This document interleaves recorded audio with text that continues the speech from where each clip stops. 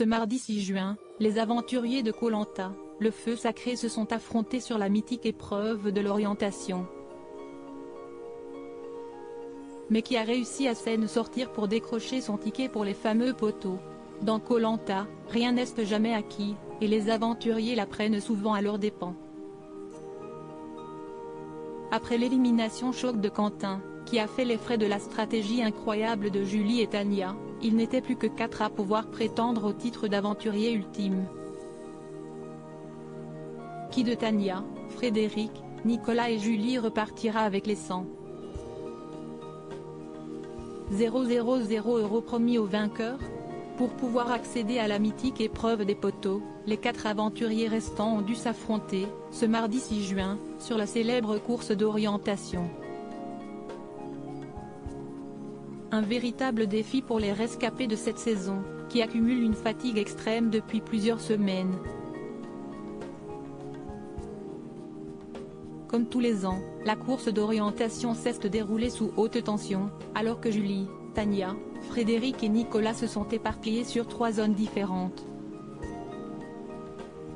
Ne parvenant pas à trouver la zone du bois centenaire, qu'elle avait choisie et où se trouvait Julie, Tania a rejoint celle de l'arbre à liane, où se trouvait Nicolas. Mais l'ancien militaire s'est montré particulièrement efficace et n'a laissé aucune chance à sa concurrente, en trouvant son poignard.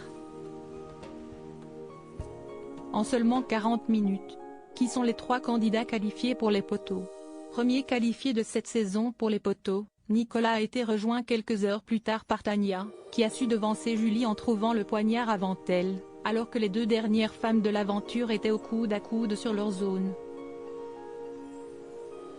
En larmes, la jeune diététicienne, véritable phénix de la saison avec 2 éliminations à son actif, a expliqué avoir pensé à sa famille tout au long de l'épreuve.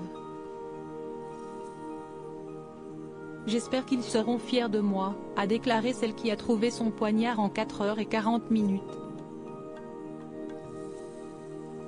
Il aura fallu 5h20 à Frédéric pour trouver le tout dernier poignard, lui qui a avoué être complètement épuisé à l'issue de l'épreuve. Denis Brognard a révélé à Frédéric qu'il avait mis 2 heures pour trouver les boulis de pierre, puis 2h46 pour trouver sa balise, et une trentaine de minutes pour mettre la main sur son poignard. Julie est donc éliminée, et les 3 qualifiés pour les poteaux sont Nicolas, Tania et Frédéric. À la semaine prochaine pour découvrir le nom du grand gagnant de Koh Lanta.